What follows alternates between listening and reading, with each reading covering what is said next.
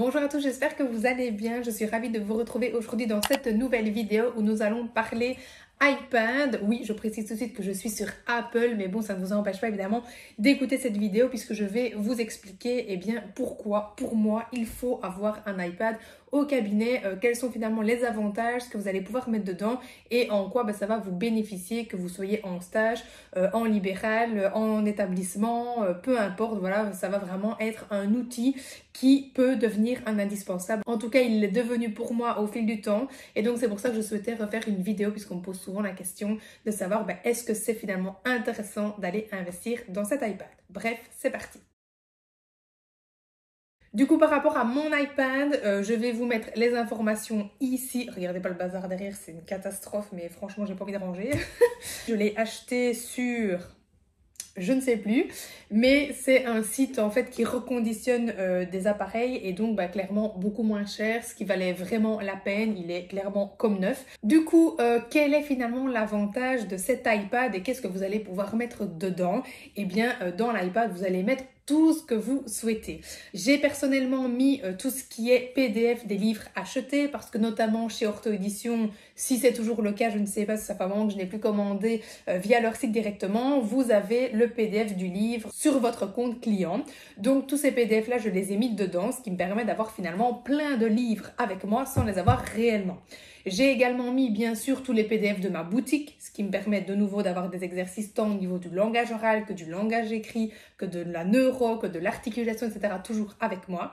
Vous avez également la possibilité de mettre pourquoi pas un imagier, ce que j'ai bien sûr, surtout pour le home notamment. Vous pouvez mettre vos propres exercices, des listes de mots, des listes de phrases, des textes, etc. pour travailler l'articulation, la lecture, enfin tout ce que vous voulez. Et évidemment, le plus grand nombre d'applications que vous avez envie de mettre dedans. À savoir niveau application qu'il y en a énormément de gratuites.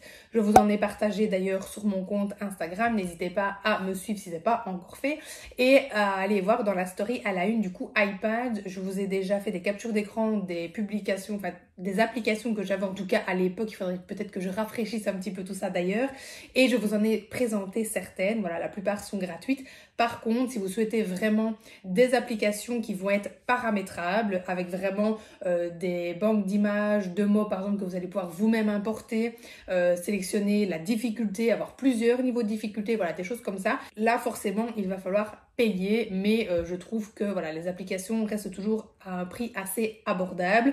Il y a notamment l'édition Domino Apps qui ne se trouve pas directement via l'Apple Store, il faut passer par le site internet qui propose énormément d'applications qui sont justement paramétrables et personnellement je les adore, je les ai toutes et je vous les recommande vraiment si vous cherchez des premières applications qualitatives que vous allez pouvoir utiliser finalement directement sans grande prise de tête avec vos patients puisqu'elles proposent évidemment des paramètres à sélectionner directement mais vous allez pouvoir également ajouter vous-même des choses dedans comme je vous disais par exemple vos listes de mots etc.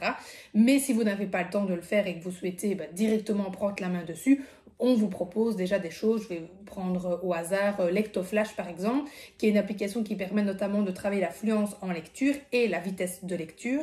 Vous allez pouvoir sélectionner par exemple des mots en fonction d'une certaine complexité, en fonction d'une certaine particularité orthographique par exemple, que des mots avec le son ou que des mots avec les sons complexes, i, ei, œil, etc. Vous pouvez tout sélectionner, enfin voilà, c'est vraiment vous qui choisissez. Donc c'est déjà possible très rapidement de les utiliser avec l'objectif évidemment que vous travaillez en séance.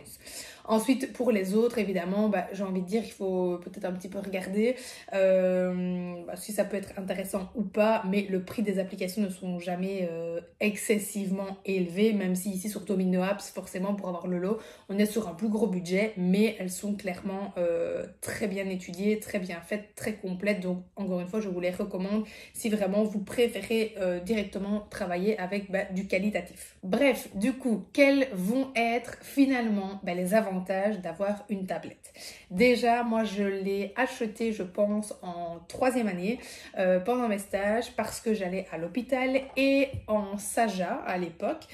Je n'en reparle pas ici. Et je me suis rendu compte que, je pense que voilà, vous avez été stagiaire, vous êtes stagiaire en ce moment, vous savez qu'on traîne nos petites valises ou plusieurs sacs. Clairement, on arrive, on est dégoulinant en lieu de stage. Enfin, en tout cas, moi, c'était mon cas. Il fallait que je fasse beaucoup de marches et j'étais très lourde au niveau de mes affaires, de mes sacs, etc. Donc, l'iPad, clairement, m'a déjà énormément soulagée puisque j'avais donc tout ce que je viens de vous citer là-dedans qui me permettait déjà d'avoir plein de supports, soit à l'oral, à l'écrit, des applications, etc. Peu importe, sous la main. Et d'avoir dans mon sac finalement plus que quelques références physiques, étant donné que pour les déplacements, je trouvais ça beaucoup plus simple. Donc clairement, mon dos m'a remercié. Ensuite, quand j'ai commencé à travailler donc également en home et pad pour les Français. Et finalement, aujourd'hui, je n'y vais plus qu'avec ça. J'ai tout dedans, mais vraiment tout dedans. Bon, moi j'ai la chance aussi que je mets les PDF du coup de mes propres jeux, j'imagine boutique dedans. Mais voilà, je veux dire, hormis ça, avec les applications, tous les fichiers Pond, encore une fois, je vous en parle tout le temps, mais je les ai dedans, j'ai toujours quelque chose sous la main et ça c'est hyper intéressant, même si ça ne m'empêche pas bien sûr d'aller de temps en temps avec un matériel physique, mais par exemple voilà, je vais terminer ma séance plus vite, hop, je sors de ma tablette, je sais que j'ai d'office quelque chose à proposer dedans et ça c'est vraiment super génial. Le deuxième avantage pour moi du coup d'avoir une tablette, c'est que ça va vraiment permettre de pouvoir varier, changer le support de rééducation pour les petits qui peut-être de temps en temps vont être démotivés, et bien de passer sur un écran. Voilà, malheureusement, on le sait, le but c'est pas évidemment de proposer l'écran systématiquement, je ne le propose que très rarement au cabinet, mais ça peut vraiment être un très bon outil pour remotiver un petit peu le patient, pour lui proposer quelque chose de différent. Si le patient lui-même est fatigué, s'il est malade, s'il a moins envie, pour moi c'est vraiment un peu comme un joker et finalement je trouve toujours quelque chose de très approprié à la séance, à lui faire faire et lui finalement il retrouve plaisir, le temps passe plus vite et voilà, encore une fois, c'est pas du tout pour tout remplacer, c'est vraiment plus pour avoir un énorme plus finalement dans vos séances. À domicile, voilà, là c'est différent, c'est clairement pour moi un indispensable, mais en termes de séance, ça va vraiment apporter un plus et je trouve que ça permet vraiment de remotiver certains patients. Ça va être un peu un joker, mais maintenant, je ne l'utilise pas, bien évidemment, avec des patients qui, je sais, sont déjà H24 sur des écrans. Avec ceux-là, la tablette, ils ne savent même pas qu'elle existe. Mais pour les autres, je n'y vois aucun inconvénient d'utiliser de temps en temps un petit peu la tablette. Ça ne veut pas dire que j'utilise non plus les 30 minutes, même si ça arrive, mais voilà. Le troisième avantage, du coup, ça va être justement en fin de séance. Je vous en parlais justement un petit peu avant. Quand on tombe à court, on a terminé finalement plus vite que prévu ce qu'on souhaitait faire, eh bien, hop, on sort la tablette et c'est vrai qu'on peut rapidement mettre en place un petit jeu, une petite activité qui nous permettra finalement voilà, de compléter le temps de séance tout en ayant fait quelque chose finalement de constructif. Le quatrième avantage, ça va être du coup par rapport aux enfants qui vont être dans le refus du soin. Moi j'ai déjà eu par exemple des tout petits qui ne voulaient pas venir, qui avaient peur, qui criaient, qui s'accrochaient à papa, maman, etc. Et j'ai sorti mon joker de tablette en me disant que si ça pouvait leur permettre d'accepter de venir, de se poser, d'avoir des premiers échanges avec moi par l'intermédiaire de la tablette, de comprendre que finalement je leur voulais pas de mal et de pouvoir commencer à tisser un petit peu une relation de confiance avec moi, je me suis dit pourquoi pas. Et c'est vrai que ça a marché dans plusieurs cas où j'ai eu par exemple un petit garçon qui était par contre lui H24 sur les écrans, donc en fait, ça a été ma seule solution, c'est de lui montrer quelque chose qui, finalement, il connaissait. Parce qu'il était tout petit, qu'il était vraiment dans un refus de soins. Ceux qui ne sont pas dans le refus et qui sont tout le temps dessus, je leur propose pas. Mais quand il n'y a pas trop le choix, c'est quelque chose que je teste et que j'essaye. Et donc, ce petit garçon, finalement, après 3-4 séances où on a fait que des petits jeux sur la tablette, donc voilà, j'interagissais toute seule. Mais au moins, il était là, il était calme, il faisait des activités. Il m'entendait quand même parler, donc voilà. Et à la 5e séance, plus ou moins, je lui ai proposé un petit jeu. Je lui ai dit, tiens, tu veux pas qu'on essaye quelque chose que j'ai dans mon armoire? Donc j'ai ouvert mon armoire, je lui ai laissé choisir un jeu. Et finalement, petit à petit, on a pu démarrer réellement avec du matériel physique que j'avais envie de lui présenter et d'utiliser avec lui.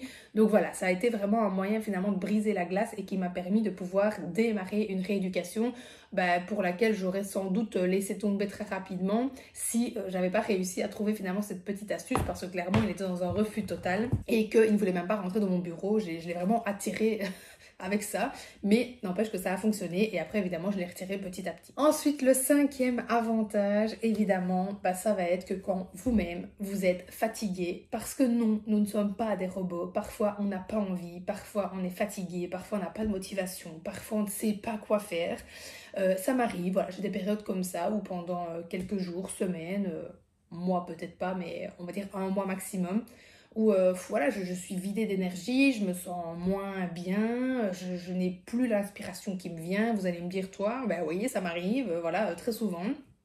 Et du coup, c'est vrai que la tablette, elle me permet aussi à moi de pouvoir lâcher un peu prise, de prendre un peu plus de recul vis-à-vis justement des rééducations en proposant un exercice, pas n'importe lequel, pas n'importe quelle application ou n'importe quel jeu qui passe, mais quelque chose qui est adapté évidemment. Et ainsi, moi voilà, je dors pas sur le bureau, hein, d'accord, mais je peux un petit peu voilà, me laisser aller dans mes pensées et être un peu moins active et un peu moins finalement actrice de la séance. Et voilà. Et pour moi, il n'y a absolument pas de mal. On ne peut pas être tout le temps sur les chapeaux de roue. On ne peut pas tout le temps être au top. Et donc, pour moi, la tablette, c'est aussi un moyen, pour moi, hormis tous les avantages patients, de pouvoir lâcher prise un petit peu et me permettre de me remettre dedans petit à petit, tout en acceptant finalement que je peux aussi de temps en temps faire des choses, on va dire, plus simples, peut-être moins construite dans le sens où c'est pas moi qui le fais, mais voilà, j'y vois absolument pas de mal. On est encore une fois tous humains, on a tous le droit d'avoir des périodes où on est moins bien, et pour moi la tablette est vraiment une bonne alternative à ces périodes de doute, de mou, enfin appelez ça comme vous voulez. Et donc voilà, bref, voilà donc pour cette vidéo. N'hésitez pas à me mettre dans les commentaires les applications que vous préférez. Si je peux en découvrir des nouvelles, ce serait génial et je ferai un petit retour à mon tour sur la chaîne.